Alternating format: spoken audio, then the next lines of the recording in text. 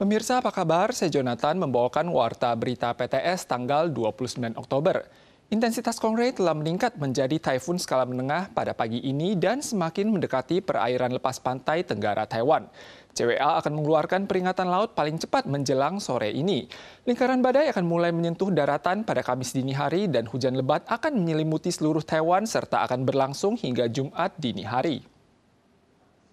Taifun skala menengah Kongri memiliki mata badai yang utuh. Saat ini, intensitasnya masih menguat dan sedang bergerak dengan kecepatan 20 km per jam menuju barat laut. Badan Cuaca Pusat atau CWA paling cepat akan mengeluarkan peringatan laut pada Selasa sore. Terpengaruh peripheral taifun, cuaca wilayah Taoyuan ke utara dan timur laut akan berubah menjadi berhujan pada hari Rabu. Hujan lebat akan turun di sebagian area dan akan semakin malam semakin deras. Pusat badai diperkirakan melintasi Taiwan pada hari Kamis dan Jumat pagi dan menyebabkan angin kencang dan hujan deras di seluruh Taiwan. 从周四到周五的清晨是这个台风对我们影响雨量最明显的时候。 CWA mengingatkan bahwa jalur taifun masih tidak jelas dan memperkirakan peringatan darat akan diumumkan pada hari Rabu dengan cakupan kawasan yang masih bergantung pada jalur terbaru taifun. Perusahaan meteorologi swasta memperkirakan lingkaran badai akan mulai menyentuh daratan timur dan selatan pada Kamis pagi dan mendarat di Kabupaten Taitung pada sore hari. Intensitas taifun saat itu mungkin akan mencapai batas atas skala menengah. 相较昨天来说是稍微往南修，那其实有更多的预测资料指出，其实它还有再往南修的机会是还有可能的，甚至不排除说，走恒春半岛甚至到巴士海峡一带通过，这个都是目前有机会的。 CWA telah mengeluarkan laporan khusus angin kencang seiring mendekatnya taifun dan secara signifikan menguatnya angin timur laut. Mulai Selasa, di area terbuka di pesisir Taoyuan hingga Yunlin, serta semenanjung Hengchun, Penghu, dan Machu berpeluang muncul angin kencang level 9 hingga 10. Intensitas angin menguat pada hari Rabu. Area terbuka di pesisir Tainan ke utara, Miaoli hingga Changhua akan mengalami angin kencang dan ombak besar akan muncul di semua pesisir dan warga diimbau untuk waspada. Taifun Kongre kian mendekat, kota Hualien dan Kabupaten Taitung meningkatkan kewaspadaan. Banyak petani yang bergegas memanen, para nelayan juga memasuki pelabuhan untuk mengikat kapal mereka. Sementara itu, konser grup band Mayday di Hualien telah ditunda dan pelaku usaha perhotelan mulai menerima pembatalan pemasaran kamar per telepon.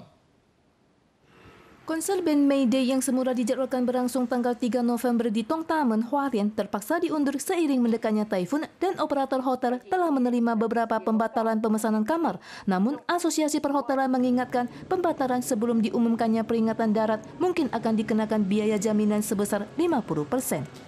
Pemda Hualien mulai melakukan pemangkasan pohon jalan, pembersihan parit, dan evaluasi stasiun pompa air. Sementara petani di Kecamatan Ili juga mempercepat panen musim kedua untuk mengurangi dampak kerusakan.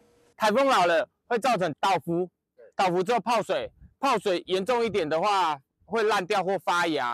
Sementara pelabuhan Fukang di Taitung telah dipenuhi kapal. Para nelayan sibuk memindahkan kapal ke lokasi yang aman dan memperkuat tambatan tali agar kapal tidak terbalik.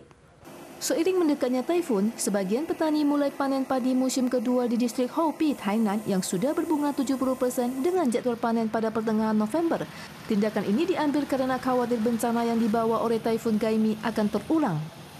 Taiwan telah dilanda sejumlah taifun akhir-akhir ini dan menyebabkan harga sayuran melambung. Walau harga dewasa ini telah stabil sehubungan dengan dimulai kembalinya pertanian di area produksi, menjelang taifun berikutnya, para pedagang mengakui bahwa harga sayuran berdaun kemungkinan akan kembali melonjak. Akibat dampak taifun Gaimi dan Kraton, rata-rata harga grosir sayuran di kawasan Taipei Raya melampaui $60 Taiwan per kilogram pada awal Oktober, mencatat rekor tertinggi. Saat ini selain harga daun bawang yang masih relatif tinggi akibat periode penanaman berkepanjangan, harga sayuran secara umum sudah stabil. Namun seiring mendekatnya Taifun Kongre, para pedagang menyatakan bahwa sayuran berdaun mungkin akan terkena imbas paling parah, sehingga dikhawatirkan akan memicu lonjakan pembelian sayur. Badan Pertanian dan Pangan menyatakan akan memantau seksama dinamika taifun untuk mendistribusikan pasokan sayur beku guna menstabilkan harga pasar. Kecelakaan lalu lintas parah terjadi di Jalan Bebas Hambatan nomor 3 ke arah selatan di dekat eksit Xiangshan kemarin malam. 6 kendaraan termasuk truk gandeng dan tanker minyak saling bertabrakan, mengakibatkan nyawa 2 orang melayang. Bagian depan mobil van warna perak tersangkut di bawah truk tanker minyak. Bagian belakang tertabrak oleh truk gandeng. Di depan truk gandeng, dua mobil lainnya saling bertabrakan. Mobil warna perak di bagian terdepan membentur partisi dan mobil hitam yang tersangkut di bagian tengah kini hanya tersisa separuh. Dua penumpang terjebak di dalamnya. Saking dahsyatnya, benturan menyebabkan korban luka parah terhempas dan pingsan di atas kap mobil. Insiden yang melibatkan total 6 kendaraan ini terjadi di dekat Jalan Bebas Hambatan nomor 3 ke arah selatan di dekat eksit Siangsan, mengakibatkan 2 orang tewas dan 5 lainnya luka parah. Indonesia yang memiliki cadangan nikel terbesar di dunia tengah berusaha menjadi pusat manufaktur kendaraan listrik terkemuka di Asia Tenggara. Hal ini telah menarik perhatian perusahaan Hyundai Motor Korea Selatan yang menyuntikkan dana investasi dan membangun pabrik baterai terbesar di Indonesia pada Juli tahun ini. Namun penambangan nikel turut menimbulkan masalah penggundulan hutan, ditambah lagi dengan Tiongkok yang menggunakan baterai litium besi fosfat yang lebih murah untuk bersaing di pasaran. Tampaknya Indonesia masih menghadapi banyak tantangan di masa mendatang. Deretan lengan robot di lini produksi merakit baterai di lintasan secara akurat. Ini adalah pabrik baterai kendaraan listrik pertama dan terbesar di Asia Tenggara yang dibangun di Indonesia. Setelah Hyundai Motor dari Korea Selatan bekerja sama dengan LG untuk membangun pabrik senilai 1,1 miliar dolar Amerika, Indonesia kini berupaya meningkatkan investasi dengan tujuan menjadi pusat industri kendaraan listrik dunia. Media lokal melaporkan produsen mobil Tiongkok Wuling tak lama ini juga mengumumkan akan memproduksi baterai kendaraan listrik di pabriknya di Indonesia pada akhir tahun 2024. It's getting bigger and bigger, the electric vehicle market. Indonesia memiliki cadangan nikel terbesar di dunia. Kendati pendanaan sudah tersedia, Indonesia masih perlu menghadapi banyak tantangan seperti keterbatasan kemampuan pemrosesan dan pemurnian dan munculnya jenis baterai lain, misalnya Tiongkok menggunakan baterai litium besi fosfat yang lebih murah dan aman dengan durasi pakai yang lebih panjang. Selain itu, penambangan hutan yang diperlukan untuk penambangan nikel dapat menimbulkan masalah lingkungan yang tidak terabaikan. Just by having a nickel production doesn't mean we can rule the entire supply chain of electric vehicles. Right now we produce about half of global nickel production, but you only have about 0.4% of the battery production capacity. Menurut Kemenko Indonesia, penjualan kendaraan listrik Indonesia tahun 2024 meningkat 3 kali lipat dengan 200.000 unit yang terjual. Di sisi lain, Thailand yang juga merupakan anggota negara ASEAN dan dikenal sebagai negara pemproduksi mobil utama juga berambisi menjadi pusat industri kendaraan listrik di 2025.